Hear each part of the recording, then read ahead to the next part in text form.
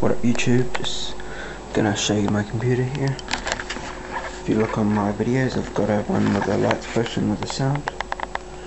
Probably good to check that out. Okay, this is a, I'll bring it over to the box here. It's called, might help. Here we go. It's got a dark fleet DF30 mid tower. That's what it's called. Okay. This is what it looks like. It's pretty sweet. Basic. Not too flimsy. It's got two LED fans. I'm not completely sure on the size. I can't remember. They open like that. Pretty great. And they also have, here, just pull this up, air filters on the front of them. There's both of them that can open like that, so you can have both open at the same time like that.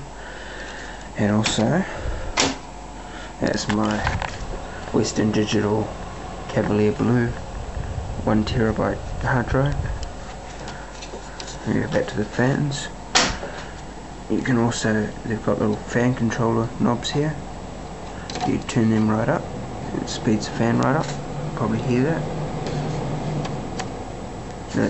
They're separate as well, so you can just turn one up. Then up here I've got my DVD rewritable drive, and I've also got an Arrow Cool fan controller, which I'm not actually using. I haven't got any connected to fans. They're all connected to the power supply directly. Because they came with a case, so it makes it a bit difficult. I'm pretty much using it for the temperature monitoring, really. At the moment it's on CPU, you can't really see that. You can see the temperature there, but in the fan speed there is flashing because obviously it's got no fan connected to it. I'm going to connect the CPU fan up to this window, but when I get around to it, I can't be bothered at the moment. We can flick through them. That's the video card temperature, and that is the hard drive, and that is the system, and that can be changed from either Celsius or Fahrenheit. At the moment it's on Celsius, and it's also got alarms, so if it gets too hot it'll start beeping, and to be honest I'm not too sure because it hasn't reached the temperature I've set it at. But here it's got two USB 2.0 ports and a microphone and headphone jack. Normal power button, you can't really see it. Turn the light on, it'll help. Alright, there you can see it, power button right there. And it's got a reset button, which is really handy. I've never had a reset button on computers before. And then up here we've got a 2.5 inch hard drive bay. I think it's just plug and play sort of deal there. It's quite flash, I've never had anything like that. At the top it's got a huge fan. It's not LED, but it's the LED, the light coming through is from the back fan. And over here we have a clear window on the side and hyper lights in it, as you can see. And we've got pretty good, it's an ASUS, to be honest I can't be sure. I'll put all the specs on the description anyway of all the cards and stuff.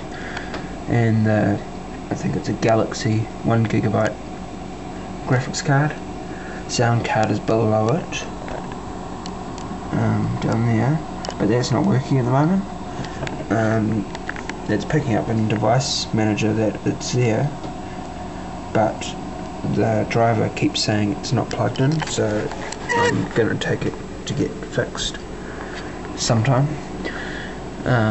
If it's a motherboard, I'll have to replace the motherboard next year probably. As you can see, as I'm talking, the lights are flashing. It's sound activated lights, and it's got a little switch behind here. I can put it on full. That's totally, oh hang on, no, that's flashing. So it's actually controls two inverters, and off each two inverter I can have two cold cathode lights. So I've only got 3, but I can have 4. So one day I'll get another one, and at the moment I'm flicking between the inverter with the 2 and the inverter with the 1, so it's sort of alternating. There's one behind the door down there, and there's one there, and there's one down there, and then we've got, no, it doesn't go any further, there we go, that's just fully on, and then of course we've got off and sound activated, which is pretty cool. And we've got a blue LED fan on the back. What else? Oh, there's a couple of LED laser beams. There's one down there. I can't really see the other one. It's down around the corner. It shines upwards. It's actually that green light there. What else is there? It has a total of 6 gigabytes of DDR3 RAM, which is pretty cool. I only had 2 for a while, but I got sick of that because it was a bit slow. And you also have an optional fan you can put on the front, on the side here. I'm taking the side panel back on warranty because it's got a bit of a crack there. You can't really see it, but I can. But I'm taking it back anyway. I can just send the side away and get it replaced. And next is the 5.1 sound system. This sub there, it's a Logitech. And we've got the left front, turn that off, center, and the right front. And then eventually, when I get some brackets, I'm going to put one up there and one up there, which I do have the speakers, but I've got nowhere to put them in. I need some cable extenders, so it's a bit of a pain. But yeah, that's my computer. I hope you like it. I'll show you some more info on that. Okay guys, here we go. Got the specs here. Okay, so we have 2 cores. We have the NVIDIA GeForce GT 430 graphics card. Dedicated graphics memory is 1024.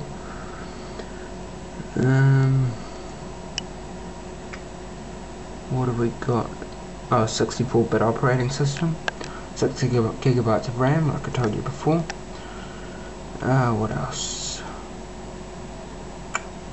Not much else here, unfortunately. Let me show you this. This is my lowest sub-score computer, which is really sad, to be honest. I did have it up about 4.1. I don't know why it keeps dropping down. It's that desktop performance for Windows error. I don't know if you leave a comment about what I can do about that. It just keeps dropping.